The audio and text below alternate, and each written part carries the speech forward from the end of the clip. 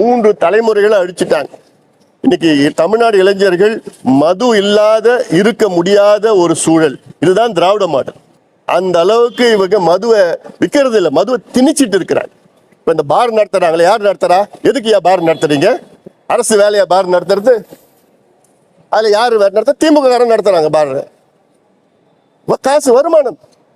இன்னொன்னு, இப்ப மது ஆலைகள் இருக்கு. மது ஆலைகள் திமுகவுடைய முன்னாள் அமைச்சர்கள், இப்ப இருக்கிற நாடாளுமன்ற உறுப்பினர்கள், அவங்க நடத்துற மது ஆலைகள்ல இருந்து தமிழ்நாட்டுக்கு உடைய டாஸ்மார்க்கு 40 விழுக்காடு சப்ளை பண்ணிட்டு இருக்கிறாங்க. இது கான்ஃபிளிக்ட் ஆஃப் இன்ட்ரெஸ்ட் இல்லையா? திமுக எம்பி டாஸ்மார்க்கு 40% சாராயத்தை சப்ளை பண்றாங்க. இப்ப இதோட என்ன ஒரு மோசடி இருக்கு போகுது? 45 ஆண்டு காலம் மதுவை ஒழிக்கணும் ஒழிக்கணும் ஒழிக்கணும்னு மாநாடு, ஆர்ப்பாட்டம், போராட்டம், நீதி போராட்டம், உச்ச நீதிமன்றம் போய்